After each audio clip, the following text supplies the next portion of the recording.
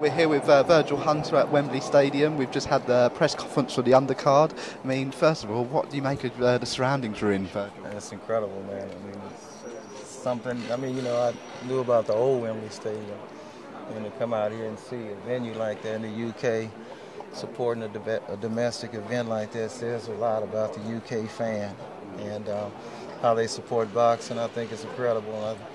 I think the whole country should be applauded. And you've trained many great fighters. I mean, Amir Khan was just on the undercard of the Mayweather bout in Las Vegas. How do you think this is going to compare to one of the big shows in the United States? Well, again, like I said, it's a little different because the casino money in the United States is huge. The MGM can buy this place, and so it's not so much about the crowd, it's about the money. I don't know, what does a ringside ticket cost here? I think it's about £5,000. £5,000, so they did go up a little bit on ringside, okay, but when you go to Mayweather fight, it's $5,000. and 2,000 in the nosebleed. So, I mean, in the pay-per-view, of course. So it's a different setup how it's done, but I'm still very impressed how the country is getting behind their own native sons, and that's what makes a difference. And Brandon Gonzales, of course, fighting James Degale. How have preparations been going ahead of this bout? Preparation's been going well. I mean, he's prepared. This is his moment. Ever since he's been boxing, I mean, if he wants to come out of somewhat being a little known now to a lot known, he has to perform Saturday night. It's plain as day. It's plain as simple as that. And I think Degale is in the same situation. He hasn't performed up to par and what people thought he was going to be, so both of them pretty much in the same boat. So I look for a good fight between both of them. And in the press conference you mentioned about James Degale, and he was thinking about retiring from the sport, and then you mentioned also about he hasn't performed up to par, and you don't watch the tapes, too many tapes back, because you're not really seeing how the fight is improving. What have you made of James Degale, though, in his previous fights leading up to this? Well, I do watch tapes. I think the point that I made was to say Brandon hasn't gone 12 rounds. Well, Brandon hasn't had the luxury of having 8 and 10 weeks to get ready for a fight. He's fought some of the toughest gatekeepers, the journeymen in the Don Mutans and Ozzy Durans. Nobody wants to fight them, right? With 3 weeks' notice, he fought Uthisen on a 3-week notice. So he hasn't had the opportunity to have the luxury of a gold medal, which allows you to get an 8-week notice and we pick your opponent. And also, it's not that you went 12 rounds, it's just a B-League opponent extended you 12 rounds, So I think that should be the real question. How did they extend you 12 rounds? Guys, how many fights does Degale have? He's had about, in the 20s now. In the 20s. So, I mean, Andre beat Mikkel Kessler with 18 fights. You see what I'm saying? So there's a big difference. But he did start off in Lemoore, the small casinos and the small. He started off there. But, that's when you find out who you are. I mean, if you married, your wife gonna find out what kind of husband she's got when she's not around, okay? So when the lights weren't around, you were ready to quit. You got depressed because it wasn't going your way. You should have made it your way. And if it hadn't have been for Eddie Hearn, it still wouldn't be going your way. But, thanks to Eddie Hearn, he's got an opportunity. And, he needs to make the most of it. He can't say he didn't get an opportunity, So his journey here, and Brandon's journey, is very opposite. And does that give you and Brendan a bit of psychological advantage going into this with James admitting his depression and admitting he was going to maybe retire? Does that give you an advantage before the bell even rings? Well, you have to look for every advantage you have, whether it means something or not, a tell as the fight goes on.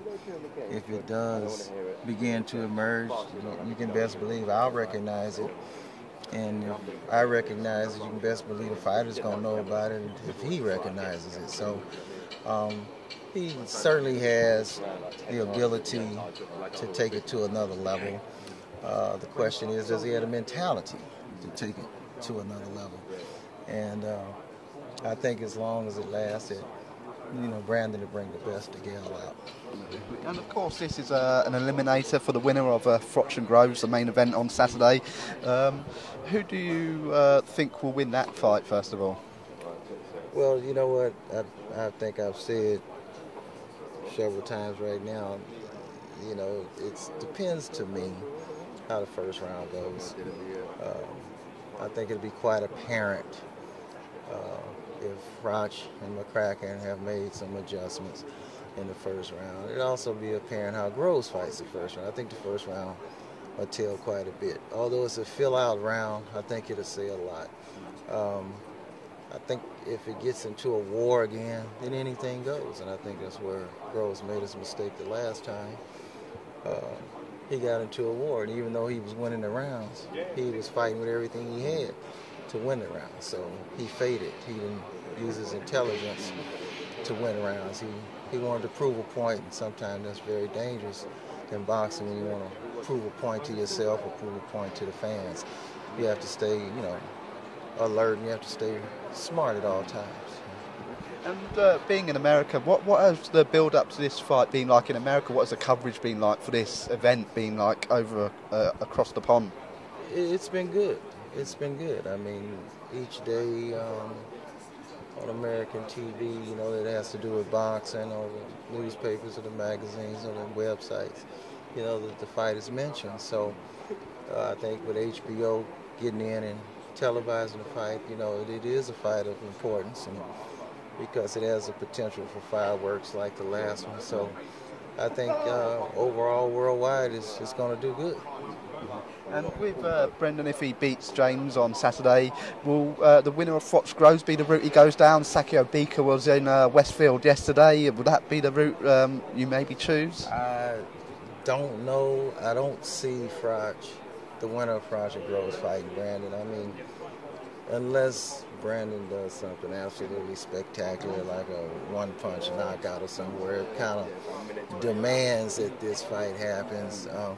I don't see it happen. It's just not that well known yet, and Degale doesn't have the name yet to really say, that Brandon beat somebody. Brandon beats Degale. All that's going to be written about him is that he never fulfilled his potential.